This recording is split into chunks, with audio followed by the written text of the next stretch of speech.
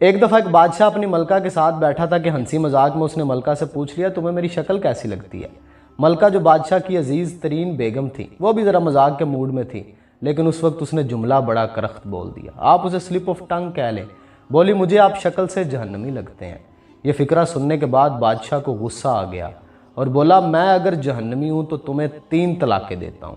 ملکہ نے یہ سنا تو اس نے رونا پیٹنا شروع کر دیا اور بادشاہ کو بھی کچھ دیر بعد اپنی غلطی کا احساس ہو گیا۔ اگلے دن بادشاہ سلامت نے ملک کے تمام علماء، مفتی صاحبان اور اماموں کو دربار میں بلا لیا اور ان سے پوچھا کہ کیا اس طریقے سے میری طلاق ہو چکی ہے؟ سب کا باری باری یہی کہنا تھا کہ ہاں آپ کی طلاق ہو چکی ہے اور شریعت کی روشنی سے ملکہ عالیہ اب آپ کی زوجہ نہیں ہے۔ اس محفل میں ایک نوجوان مفتی بھی موجود تھے۔ وہ ایک طرف ہو کے بالکل خاموش بیٹھے رہے۔ بادشاہ نے ان سے بھی یہی سوال پوچھا تو انہوں نے کہا جناب یہ طلاق نہیں ہوئی کیونکہ آپ نے مشروط طور پہ کہا تھا کہ اگر میں جہنمی ہوں تو تمہیں 3 طلاقیں دیتا ہوں، اور ابھی تک یہ طے نہیں ہوا کہ آپ جہنمی ہیں کہ نہیں ہیں۔ آپ کو اگر کوئی شخص جنتی ہونے کی ضمانت دے دے تو پھر آپ کی طلاق نہیں ہوگی۔ بادشاہ سلامت نے جوشیلے انداز میں پوچھا لیکن مجھے اس کی ضمانت دے گا کون؟ سب نے اس سوال کے جواب پہ اپنے سر جھکا لیے کہ دنیا میں کون شخص جنتی ہے اور کون جہنمی ہے، اس کی کوئی ضمانت کیسے دے سکتا ہے بھلا؟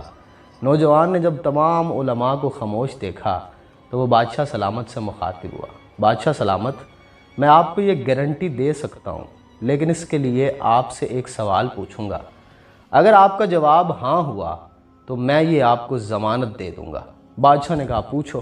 تو نوجوان نے پوچھا کہ آپ کی زندگی میں کبھی کوئی ایسا موقع آیا تھا کہ آپ گناہ پہ قادر تھے لیکن آپ نے صرف اللہ رب العزت کے خوف سے وہ گناہ چھوڑ دیا تھا؟ بادشاہ نے کچھ دیر سوچا اور سر اٹھایا اور کہا ہاں ایک بار ایسا ہوا تھا۔ میں اپنی خوابگاہ میں داخل ہوا، وہاں ایک نوکرانی صفائی کر رہی تھی۔ وہ لڑکی بڑی خوبصورت تھی، میں بھٹک گیا۔ میں نے دروازے کو اندر سے بند کر لیا۔ میں غلط نیت سے اس لڑکی کی طرف بڑھا تو اس نے رونا پیٹنا شروع کر دیا اور وہ چلا کے بولی اے بادشاہ اللہ سے ڈرو، وہ تم سے زیادہ طاقتور ہے۔ میں نے جب یہ سنا تو میرے اوپر اللہ رب العزت کا خوف طاری ہو گیا۔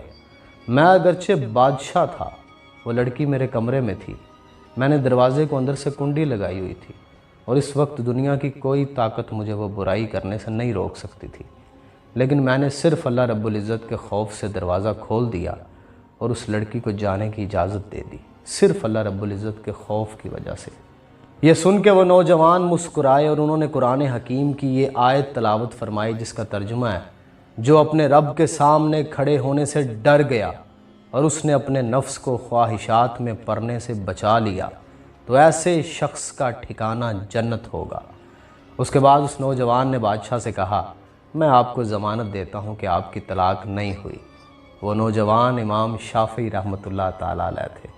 انسان شاید پوری زندگی پرفیکشن کے ساتھ پرفارم نہیں کر سکتا، گناہ و ثواب کے نسیان میں الجھا ہوتا ہے، جبلتوں کی کشمکش میں الجھا ہوتا ہے، لیکن پھر بھی کوئی ایک لمحہ تو ایسا ہونا چاہیے جب اسے لگے کہ گناہ پہ پوری قدرت ہے، پوری طاقت رکھتا ہے، لیکن صرف اللہ رب العزت کی ذات کی وجہ سے اس وقت گناہ نہ کرے۔